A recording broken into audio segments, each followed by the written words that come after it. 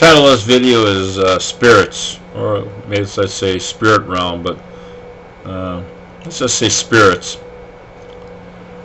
We have a spirit. I have a spirit. Dog has a spirit, but spirit's not just limited to that. That this building has a spirit. Inanimate objects have a spirit.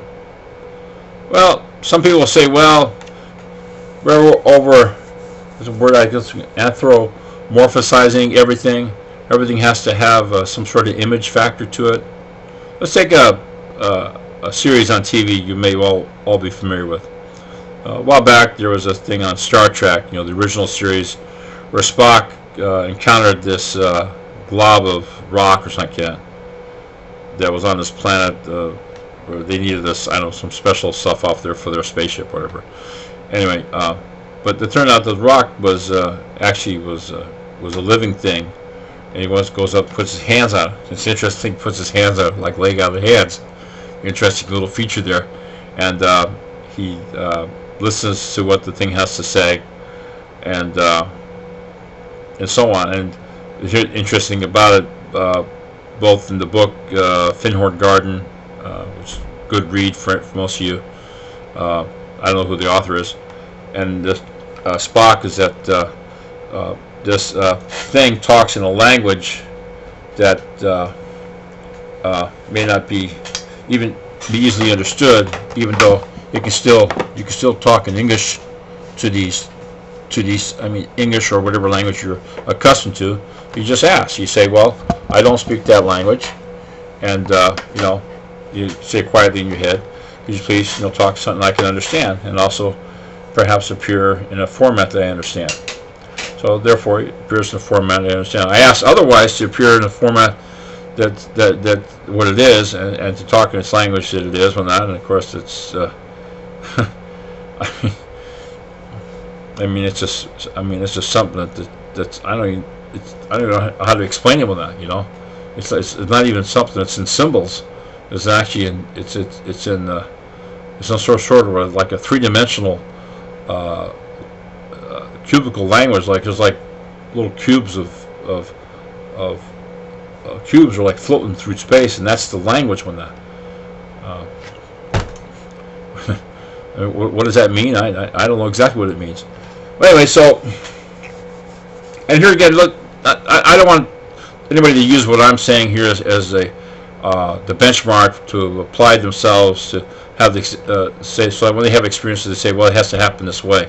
It may appear altogether differently for you on that, and it's not a firm, confirmed thing that's exactly the way it is. Maybe it'll turn out that that's the way it is, and so on.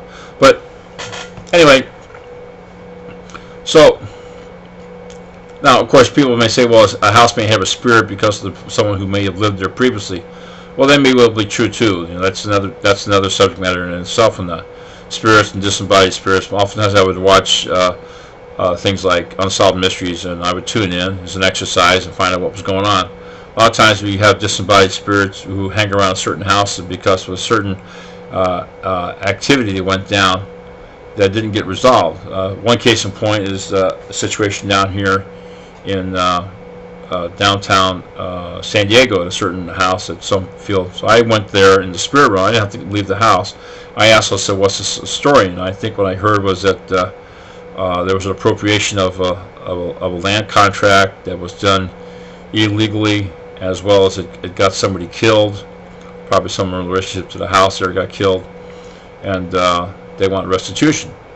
Well, people say, well, why should they bother to worry about restitution? Why shouldn't they just go fly away and go to heaven and bat their wings and play their harp on that? Or if they're so inclined to go up against such a thing like that, then obviously they need to go to hell and forgive and all that stuff.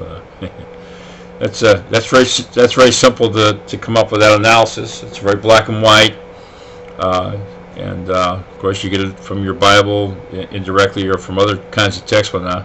God forbid you'd be able to discern it through by way of experience, like what I'm talking about. Because then if you did that, then it would basically take everything you thought the Bible said, or even the Bible, whatever it was there, and basically throw it out the window, or have a book barbecue, or maybe wrinkle it up and wipe your ass with it. because that's about how much good it is. Even though I do a fair amount of study out of the Bible, the purpose, of course, is to liberate people's minds about those subject matters. But ultimately, you have to take that stuff and set it aside and start from ground zero. Find out how God talks to you. What does He want you to know? And then once you've developed your administration, your mechanics on that, then you can take on other mechanics. I mean, there are people in this business, I understand, I think his name was John Robert Stevens. He would lay hands on people, and certain fingers would mean different things from that. Well, I knew about those things, but I didn't try to apply it. And only what happened recently is that I was with a girl that I knew, and so on, and I was touching her, or I don't know what happened, and somehow my middle finger, because we use middle finger for different things, say F you and that, but anyway, the middle finger somehow was a connection to her to find out whether or not she was really telling me the truth, whether she hated me or loved me or otherwise with that. So so every time she talked about it, I said, wait a minute, let me, I'll be tuning into the third finger, my middle finger, or toucher. I forgot how it worked, and haven't done it in a while.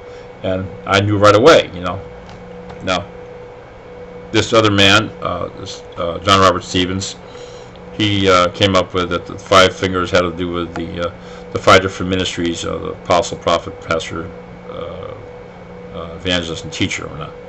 The thumb being the apostle, and of course also thumbs was used for judgment. But ironically enough, his administration, what he was shown, but ironically enough, that was also true during the time of the Romans, when that, thumbs up, thumbs down, thumb down is, to kill it, they would die or something like that. So anyway, so there's various administrations on that, and so on, spirits and so on, disembodied spirits. Of course, some groups like the Mormons sit there and say, of course they got it from Joseph Smith.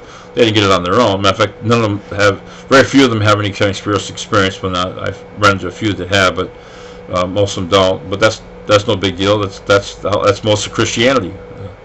99.999% of Christianity don't have any kind of spiritual experience. It's just something they read out of a book. It might as well be a philosophy class. We have the best philosophy. It turns out here that the Bible is an unadulterated word, and it's an inspired word, and we don't have to know it's true. We just accept the Bible in that. Well, then fine. Then next time you need a job on that, and you're hungry and you haven't got one on that, take the Bible and dice it up and put a little salt on it, and maybe do a little light barbecue because you want to burn it up, and then maybe you can eat it with that. Of course, that's very sacrilegious. I just said there, and I know I'll be going to hell and burn in fire. It's just a joke. Anyway, the realms of spirits are also like for instance, like I mentioned earlier in another tape about the boogeyman, or these are like low-level spirits that usually stay in the dark. Children seem to be aware of it. I only became aware of it just recently because of something I was praying against, and I actually feel this thing actually crawl up on top of my arm. It was the weirdest thing. I actually felt it crawling right on top of my arm like a cat. I got a little scared. In the middle of the night, and of course that sort of opened the door, and I looked at this thing in the spirit realm. It's kind of hideous, and well, because I was praying about something, it was offering me something. If I didn't pray for it, then I could have whatever I want. The usual program. Kind of like like the mafia, kind of like make me a deal I couldn't refuse. Anyway, I'm running out of time here, and I think I'll make a second tape. So this is number 1, and about spirits, and I'll continue another. I have other things I want to talk about.